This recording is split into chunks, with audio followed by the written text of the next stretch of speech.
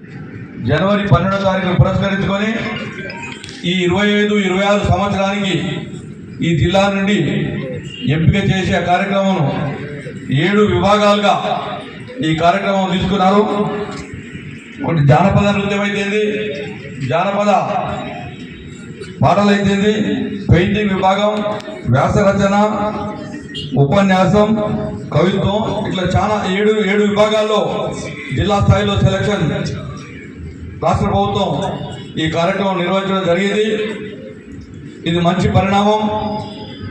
గ్రామీణ స్థాయిలో ఉండబడిన యువత నైపుణ్యాన్ని కూడా జానపద కళల్లో తీసుకురావాలి, వాళ్ళ నైపుణ్యాన్ని వెలికి తీయాలనే ఉద్దేశంతో యువతను చెడు మార్గంలో పోకుండా ఉండటానికి రాష్ట్ర ప్రభుత్వం ఈ కార్యక్రమం తీసుకొని ఈ సాంస్కృతిక కార్యక్రమాల్లో ప్రతి ఒక్క 19 సంవత్సరాల నుంచి 29 సంవత్సరాల వయసు గల అందరికీ కూడా ఈ అవకాశం కల్పించిన ఈ రాష్ట్ర ప్రభుత్వానికి ఈ సందర్భంగా ధన్యవాదాలు తెలియపరుస్తా ఉన్నాం.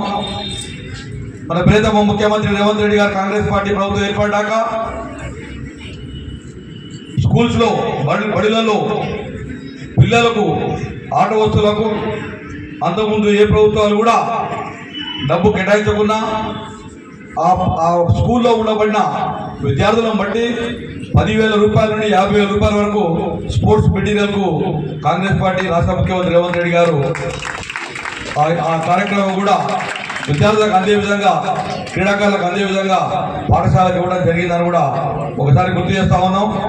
ఇంకో చిన్న విషయం ఏంటంటే, స్వామి వివేకానంద గారు కాంస్య విగ్రహం ఉమ్మడి రాష్ట్రంలోనే ఎక్కడ లేని విధంగా 2013 సంవత్సరంలో ఆనాటి శాసనసభ్యులు దివంగత మాజీ మంత్రివర్యులు రామిరెడ్డి దామోదర్ రెడ్డి గారు ఈ తెలంగాణ ఉమ్మడి ఆంధ్రప్రదేశ్లోనే కాంస్య విగ్రహం మొట్టమొదటిసారిగా ఈ సూర్యాపేట మున్సిపాలిటీ కాంప్లెక్స్ లో దామోదర్ రెడ్డి గారు ఏర్పాటు చేయడం జరిగిందని ఒకసారి గుర్తు చేస్తా ఉన్నాను.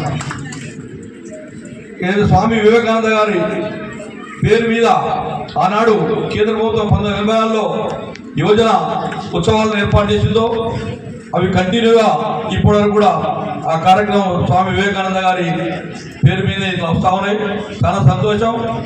ఈ కళాశాలలో జూనియర్ కాలేజీలో జరుపుకోవడం సంతోషంగా భావిస్తూ ప్రిన్సిపాల్ గారు ఇప్పుడు ఒక మాట అడిగారు. గతంలో కూడా ఈ ఇక్కడికి వచ్చే సందర్భంగా గుర్తు చేసిన ఆడిటోరియం గురించి ఈ మధ్యనే కొత్తగా ఎన్నుకోబడిన మన టీచర్స్ ఎమ్మెల్సీ శ్రీపాల్ రెడ్డి గారిని అడగడం జరిగింది. త్వరలోనే వారు కూడా ఈ కాలేజీకి వచ్చి కాలేజీ ఇన్స్పెక్షన్ చేసి కాలేజీకి వారు ఒక ఆడిటోరియం ఇస్తారని కూడా మాట ఇవ్వడం జరిగిందని కూడా ఈ సందర్భంగా ప్రిన్సిపాల్ గారు తెలియపరుస్తూ త్వరలోనే వారిని ఈ కళాశాల తీసుకొస్తారని కూడా మీకు తెలియపరుస్తూ ఈ అవకాశం కల్పించిన మన జిల్లా యువజన స్పోర్ట్స్ విభాగ అధికారి వెంకరెడ్డి గారికి, జేసీ గారికి హృదయపూర్వక నమస్కారాలు తెలియపరుస్తూ ముగిస్తాము. Thank you sir.